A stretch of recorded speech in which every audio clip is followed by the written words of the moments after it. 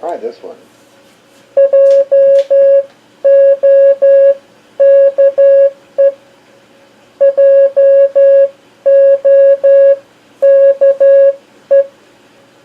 That was a joke.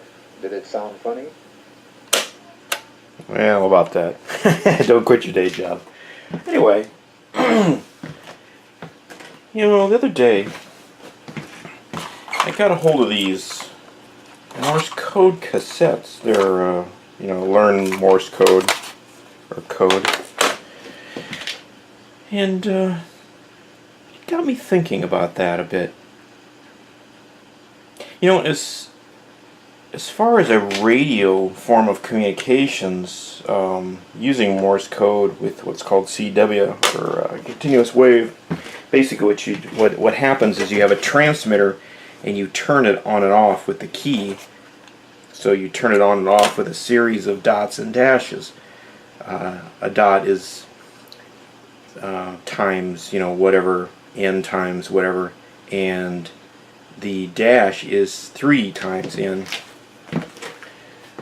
As far as a form of communications, it sounds a bit archaic and a bit antiquated. But it's not. I got to thinking about this the other day, and actually it's probably a pretty efficient means of communications. It probably consumes little energy. It doesn't require a lot of complex circuitry. You just need something that transmits.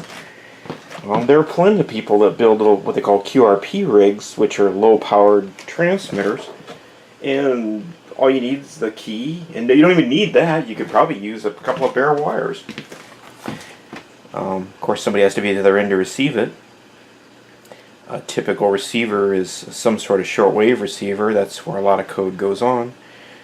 And some sort of a BFO to kind of give the CW wave, since it isn't modulated typically, to give it some sort of a tone so you can listen to it and decipher it.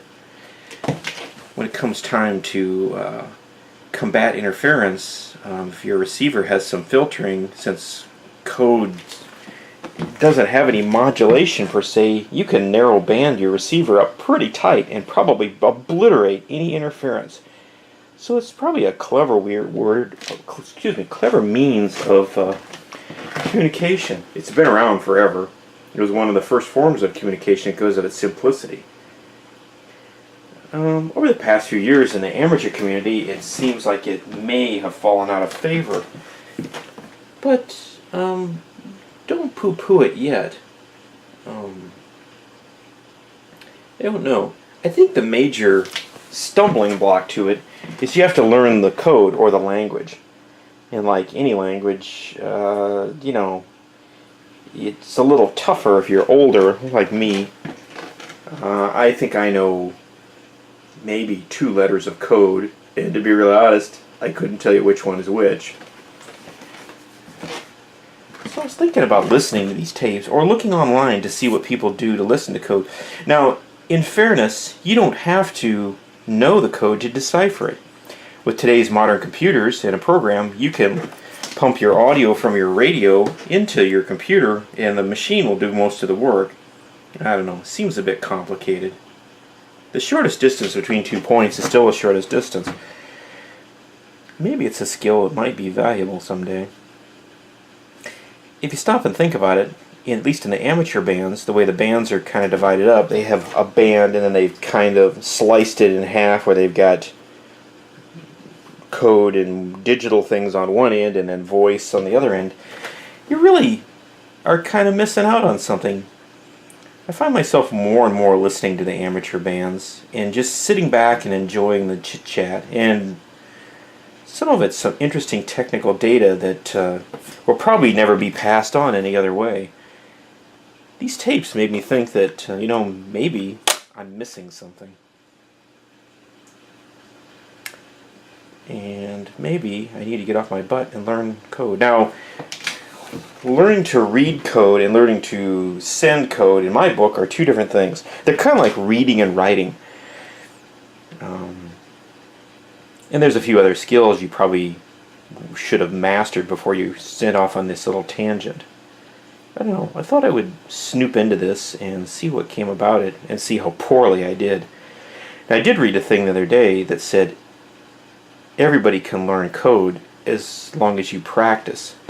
One of the excuses I have for never learning it was years and years and years ago, my father tried to learn code, and he spent a reasonable amount of time attempting to learn it, and ended up throwing his hands up in disgust. I guess based on that information, I gave the idea up. It apparently seems to be such a bugaboo that several years ago, the amateur radio community here in North America pretty much eliminated it. It used to be, to even get onto amateur radio, that was the first thing you had to do, was be able to send and receive some code. Nowadays, I don't know, anybody can get on the amateur band, some of them, and get started. So they've loosened it up, but at what cost, I wonder?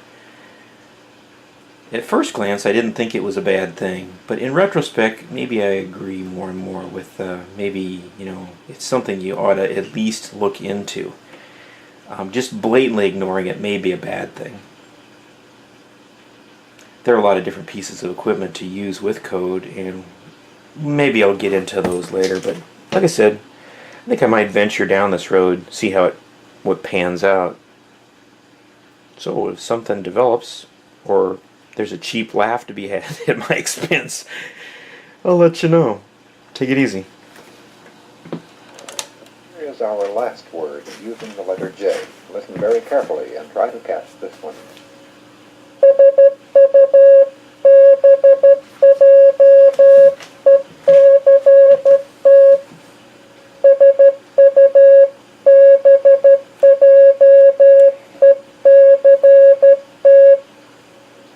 The word was subject, S-U-B-J-E-C-T.